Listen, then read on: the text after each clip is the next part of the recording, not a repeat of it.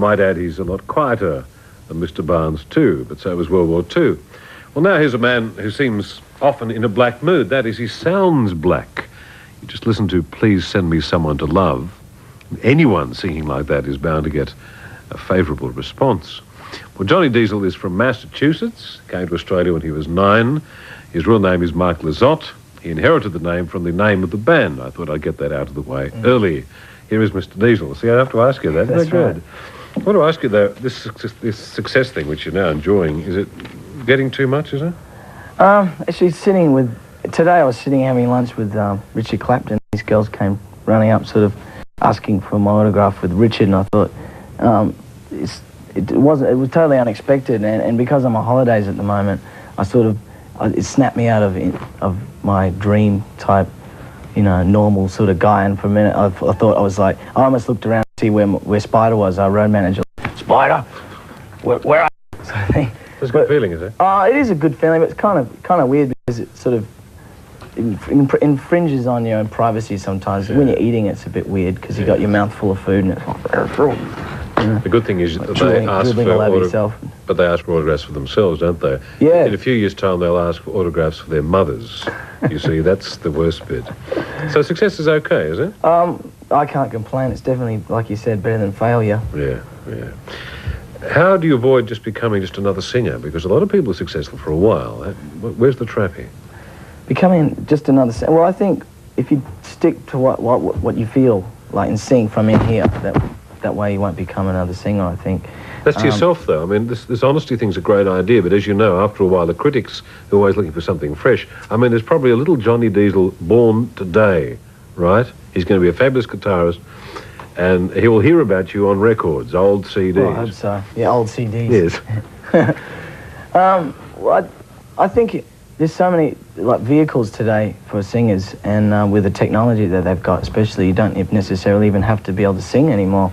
All you have to do is sort of get the words out, and they'll sort of tell you, hey, come back in a couple of days. We'll chop each word up, pitch very speed, or put it through, make it all note perfect, and then trigger it with a keyboard, and that's how they're doing a lot of records these days. But that's no different to what they were doing years ago, when producers would pick up singers, and then they'd have a few hits, and then bang, they'd just be like any other hits, the Johnny Rays, of that year, of that era.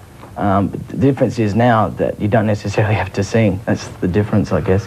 There's a real problem, you and I could privately name a lot of singers that are very popular but aren't very good, right? So, as you know, being popular doesn't mean you're good. So are you technically a good singer? I mean, would a singing teacher say, from Massachusetts, your hometown, say, gee, Donnie, you're doing well there? Well, probably not. They're probably doing all the wrong things, singing in my throat, where they'd probably tell me I've probably got 2 years left in my voice. People have been saying that since I started, like, you're going to burn out, son, you better go get some singing lessons in it. And for the sort of tone that I want, it's nothing technical about it. And my warm-up consists of pretty much sort of a surprise, sort of sneaking up on my voice and sort of going, hey, you're going to be used in about 10 minutes, come on, Because if I warm it up too much, I get up there and I feel spent, and it's good to get up there and sort of be flying by the seat of your pants.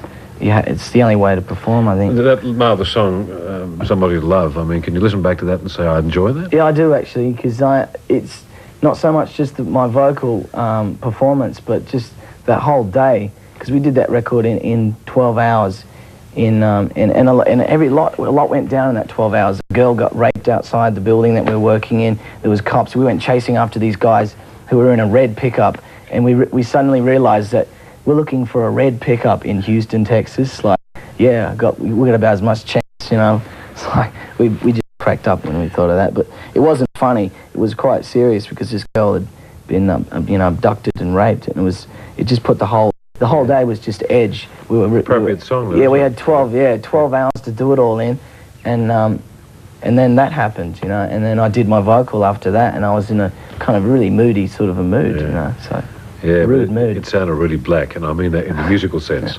If I'd not seen you, I would have thought, that's a good black singer. Well, I do my vocals in complete darkness, and I guess I've become a bit of a character, and I remember Terry saying to me sort of, that's great, but can we do one more take, and can you be a little bit less Louis Armstrong and be a little bit more Mark Lizotte? And I said, yeah, fine.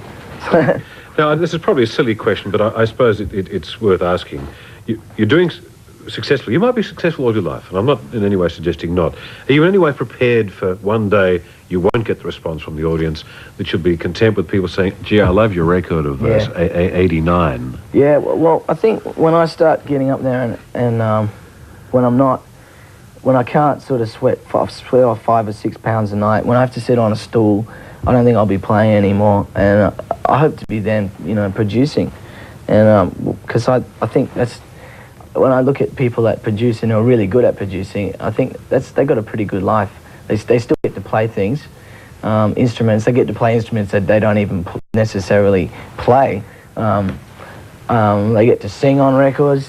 They get to be involved in records, and then they get their name, and of course they get percentages. So, I mean, that's what you do when you start losing your hair and your teeth, I think. Final question is that you, like Mel Gibson, you're as Australian as Mel Gibson. Is your aim to go back home? Be honest now. No, I like getting back home. Nice to succeed a bit in America, just a bit. Well, it'd be nice, sure. I mean, my relatives send me. I've got some aunts and uncles that I probably haven't seen since I was in diapers. Or nappies, as we say over diapers. Here. Yeah, diapers, yeah. Up on the eastern seaboard, up top there, near Maine and whatnot, and they tell me that they've been seeing these big syndicated press articles, and they're sort of like, well, when are you coming out? So when are you? Well, probably on the next album we'll have to tour there again. Hopefully not in a Winnebago this time. We're not going to lose you, are we? No, not in a That's hurry. what you say now. We'll keep this tape, Yeah. You know that? We'll blackmail you. All right, you're going to sing a song in a moment after this break. A Lucky Thing. Who wrote that? This is one of my new songs, hopefully be on the album, I hope. Yeah, and you haven't done this on television before? No, not on television. This'll get Richard Wilkins, won't it? Little old raccoon head, won't it? Great. All right, we wish you well. Which is a strange thing to say. That Needs Somebody to Love. Once I play it, I'm singing it all day. Not as well as you. Not as well as you. And remember, you'll be 30 cents. I know. BVs. Yes, grey hair soon. I can see all that. After this break. I've already got some, actually. Not that you can see. Mr. Diesel with Lucky Thing, and we are.